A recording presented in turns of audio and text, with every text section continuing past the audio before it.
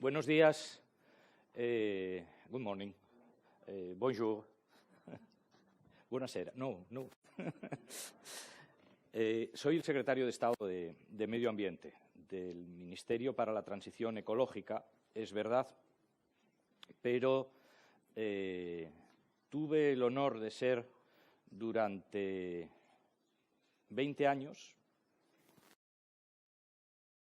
12 años después, primero concejal y luego alcalde de un municipio que está aquí, municipio de Lena, y presidente del Grupo de Desarrollo Rural de mi comarca, la comarca de la Montaña Central de Asturias. Preguntaba ayer, me interesaba por qué era lo que se estaba debatiendo en estas jornadas.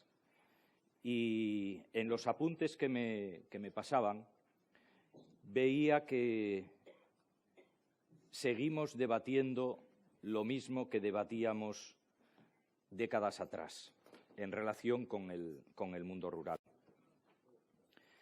Y seguimos buscando las mismas respuestas, prácticamente a los mismos problemas. Y creía que esta sería una buena oportunidad para encajar el diagnóstico de lo que nos pasa y la búsqueda de soluciones en esta región europea que nos ocupa en relación con lo que está ocurriendo a nivel global. El planeta enfrenta ahora mismo dos grandes retos: el reto demográfico y el reto climático, ambos unidos por una misma característica. El problema surge porque se quiebra el principio de la sostenibilidad. Vamos más allá de lo que el equilibrio del planeta es capaz de soportar.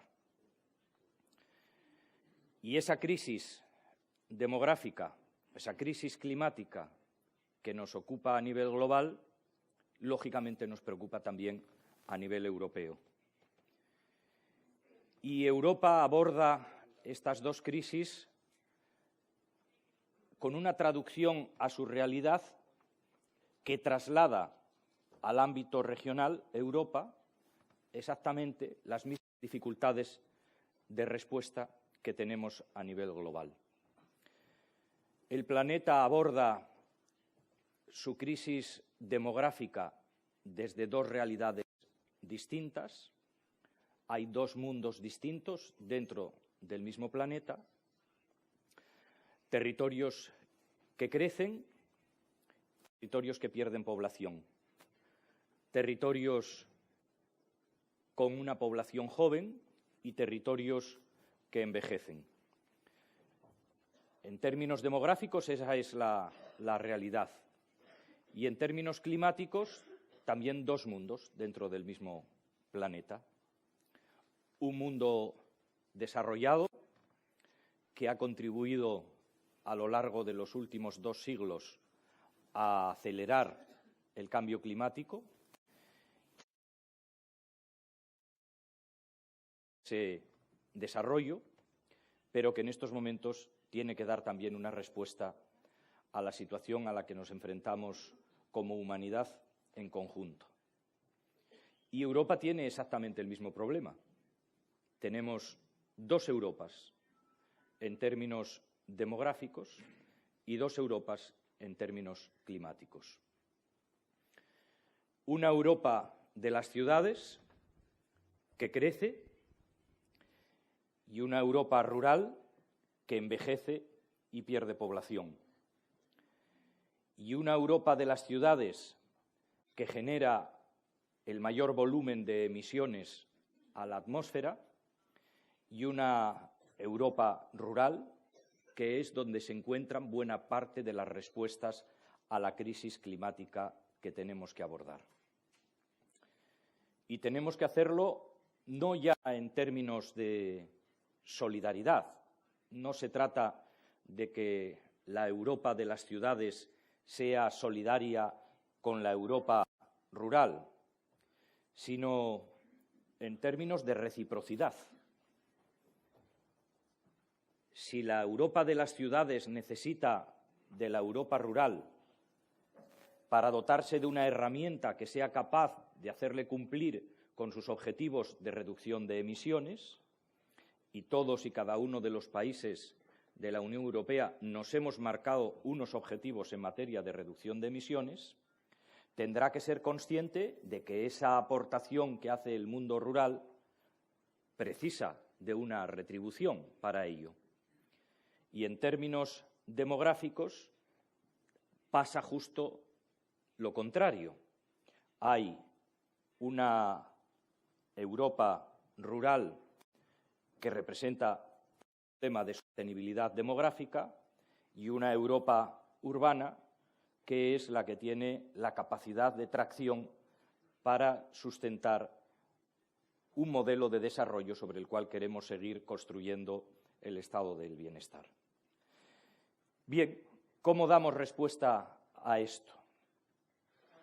¿Cómo salimos del debate en el que llevamos inmersos desde hace décadas? Tenemos que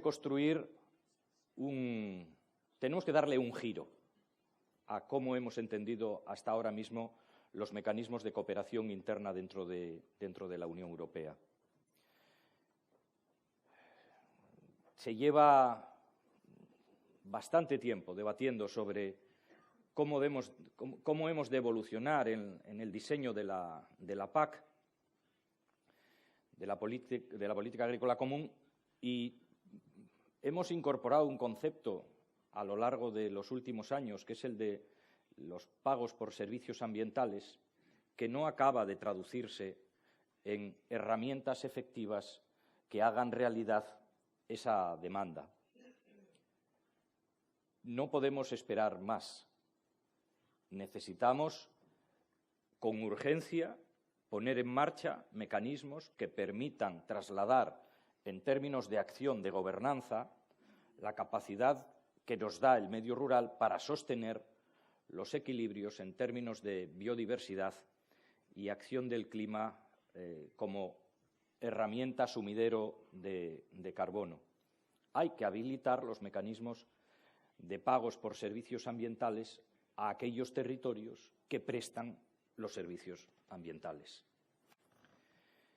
Y, por otra parte, tenemos que invertir, y en esto hablaré para concluir de alguna reflexión que hemos venido haciendo a lo largo de los últimos meses a nivel de Gobierno de España, a nivel país, en relación con cómo se ha establecido el mecanismo de justicia social en relación con la gestión del presupuesto, de los presupuestos generales del Estado. Tradicionalmente se aplica un criterio que es el de aportar los recursos aplicando el principio de las economías de escala. Se destinan más recursos, más esfuerzo de recursos públicos allí donde se concentra un mayor número de posibles beneficiarios. De tal manera que, históricamente, se ha ido acumulando un mayor esfuerzo de presupuestos a los espacios urbanos. Allí donde hay más concentración de ciudadanía demandante de servicios, se asigna mayor esfuerzo de gobierno. Y, como consecuencia, los espacios más vulnerables van acumulando un mayor déficit de prestación de esos mismos servicios. Y pongo un ejemplo. Política de agua, saneamiento y depuración. Una materia en la cual la Comisión Europea lleva advirtiendo al conjunto de los países en la necesidad de abordar un esfuerzo para superar un problema de incumplimiento de objetivos en materia de saneamiento y depuración de agua. España tiene abierto un expediente de infracción por parte de la Comisión Europea por incumplimiento de objetivos en materia de saneamiento y depuración, que se ha hecho visible, en primer término, con los problemas de depuración de los grandes núcleos. Pero tiene detrás una gran brecha de respuesta al problema de la calidad del agua en el 80% del territorio que ocupa el mundo rural. Hace 50 años aproximadamente, el Estado abordó, con los presupuestos generales del Estado, la gran obra de saneamiento y depuración de la ciudad de Madrid. Esa infraestructura de depuración ahora mismo ha superado su vida útil.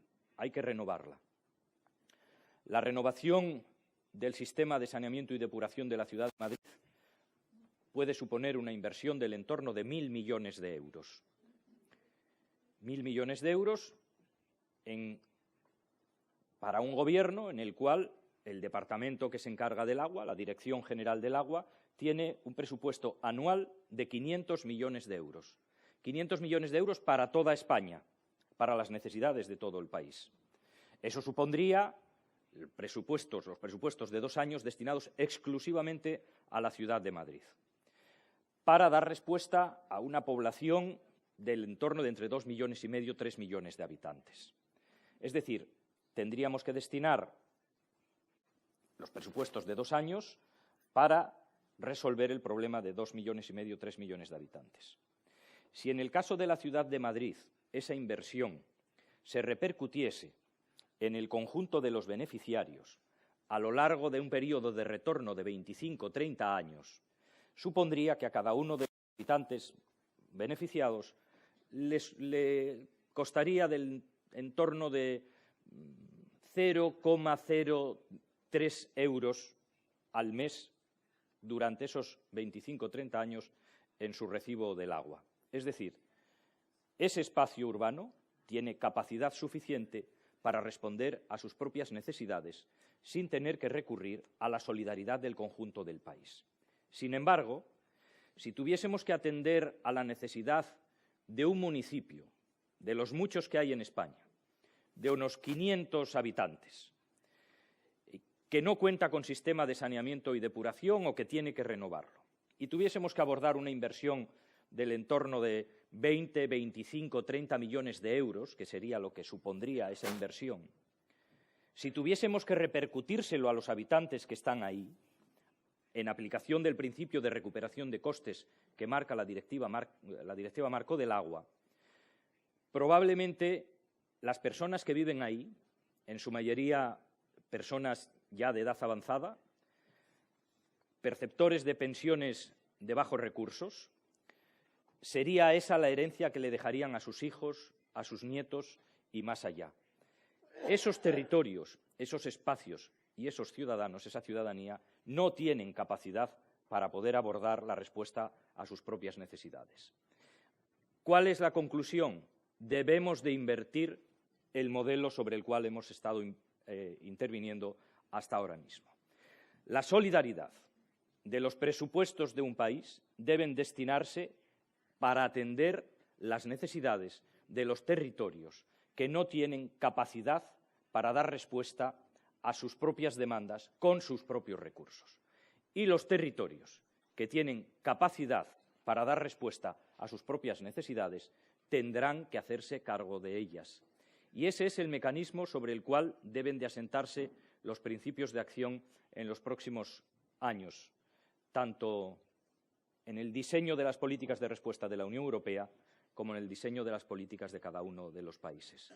Con eso conseguiremos dar el salto a la sostenibilidad, conseguir que haya población en el territorio que presta los servicios ambientales al conjunto de los territorios, el que acoge la biodiversidad, el que es sumidero de emisiones de carbono, el que garantiza la calidad del agua y el que aporta los alimentos, ese territorio tenemos que invertir en él porque beneficia al conjunto de la ciudadanía. Y en términos de reequilibrio territorial, ese debe de ser el modelo sobre el cual deberíamos asentar también el diseño de las políticas europeas. Creo que sobre esta reflexión se asienta la respuesta a todas y cada una de las demandas, los diagnósticos que se han estado haciendo en estos 2 días y de los cuales me venían pasando los apuntes. Las necesidades siguen siendo las mismas que hace 10, 20 años y las respuestas no pueden ser las mismas porque sabemos que hasta ahora no han dado solución a esos problemas. Debemos cambiar las respuestas para atender los mismos problemas. Agradezco el esfuerzo que han hecho todos ustedes por desplazarse a nuestro país. Espero que se hayan sentido cómodos entre nosotros. Recogeremos las conclusiones de estas jornadas, las incorporaremos, como no puede ser de otra forma, al diseño de nuestras herramientas de actuación para los tiempos que se vienen por delante y, en realidad, se convierten ustedes, sin haberlo previsto, en el primer asalto de un reto que nos hemos marcado en este país, que era el que se comentaba, y es que dentro de un mes estaremos celebrando la COP25 en Madrid, la COP que España ha acogido. Ustedes forman parte de la capacidad de respuesta fundamental a las demandas que, en términos de reto climático, se plantea el conjunto de la humanidad. Por lo tanto, agradezco sus aportaciones. Muchísimas gracias y buen día.